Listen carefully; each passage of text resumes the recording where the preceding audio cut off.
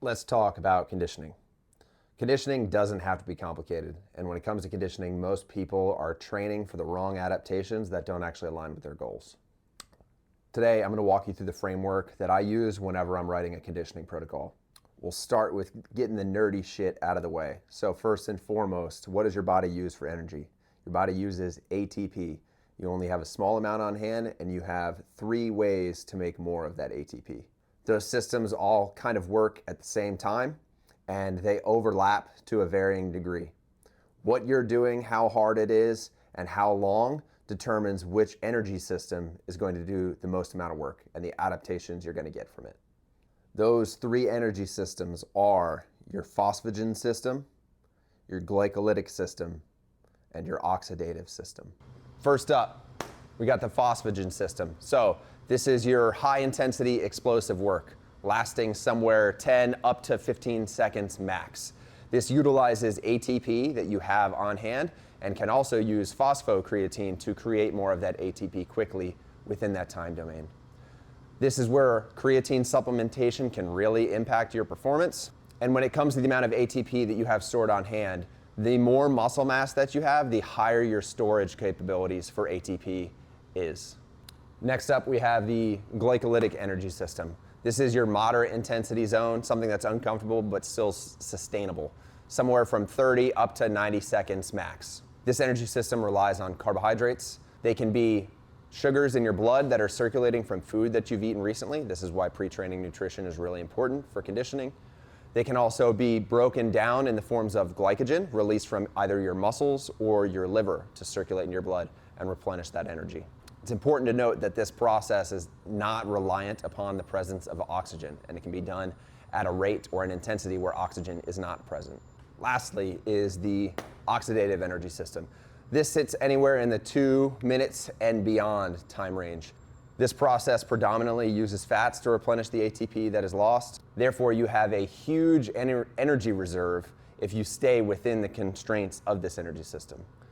This process is slower and requires oxygen. It has to be done at a lower intensity. However, it is incredibly efficient, and the amount of energy you can produce in this energy system is vast. So you might be thinking, what does all this nerd shit have to do with me? How is this going to help me improve my conditioning? When it comes to conditioning, like most other things, you need to start with a needs analysis. Where are you now? Where would you like to be? What activity or time domain do you need to be good at? You'll see this a lot. There'll be people that have a chip on their shoulder and they brag about, how many marathons they've ran or what their weekly mileage is when they're being evaluated on a 2-mile run and they're slow as fuck. Conditioning does not mean the same thing for everybody.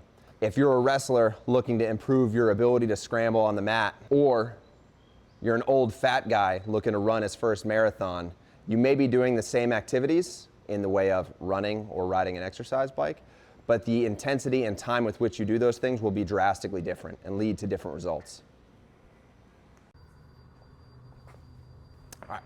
This is an RPE chart. It can be both incredibly confusing but incredibly valuable when it comes to conditioning training. What it shows is RPE, or rating of perceived exertion, on a scale from 1 to 10. 1 being extremely easy, 10 being maximal effort or moving as fast as you can. It also associates those ratings with percentage of max heart rate zone, and then some subjective information of what it feels like to train in that range. If you don't know what this is something you should absolutely be referencing when it comes to creating and executing a conditioning program.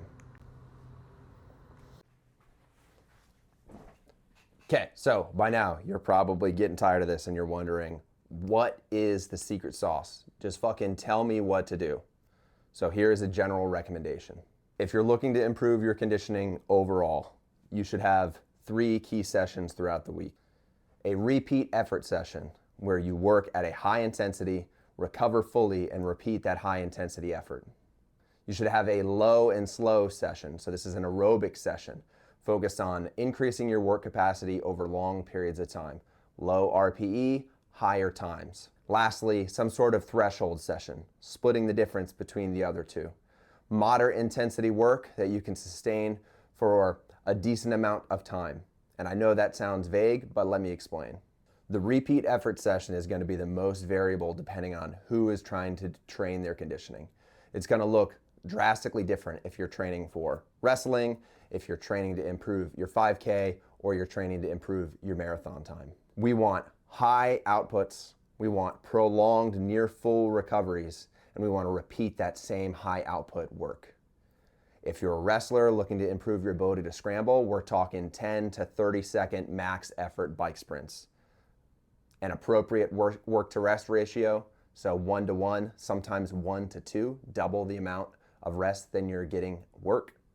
If you're a marathoner, it's going to be the complete opposite end of this spectrum, where it is still predominantly aerobic, but it is way higher intensity, distinctly higher intensity than your other sessions throughout the week. So that could be 1 mile repeats with a 1 to 1/2 work to rest ratio. The low and slow or aerobic session, the whole goal is to increase your ability to perform work over longer and longer periods of time.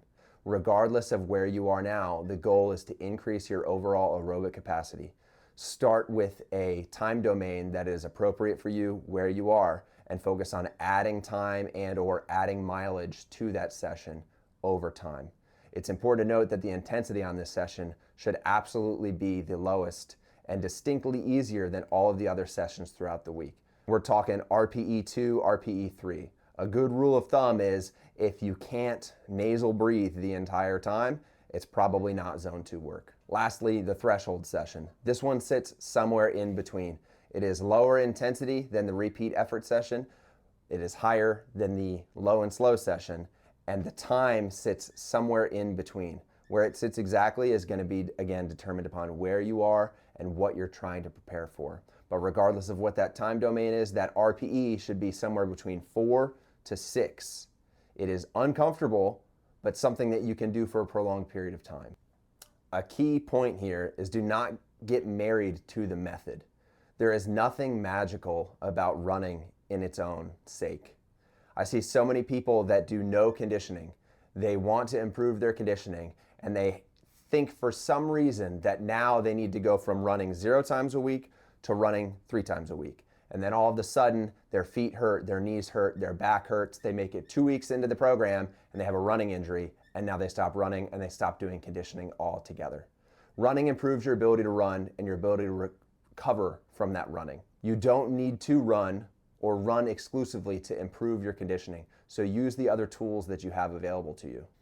Things like stationary bikes, air bikes, ski ergs, row ergs, swimming are incredibly valuable conditioning tools that are often overlooked. And if you're a bigger, heavier athlete, I would argue that these should make up the bulk of your conditioning volume. It's also important to note that your heart rate does not lie. Most people have smartwatches or Garmin watches by now, and it is very easy to monitor your heart rate along with utilizing an RPE chart.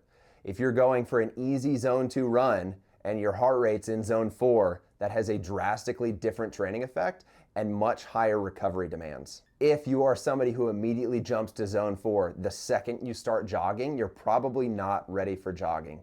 You need to put your ego aside, train in the appropriate zone for the adaptations that you want, and you should probably consider starting with rucking over running. I know that's an unpopular take.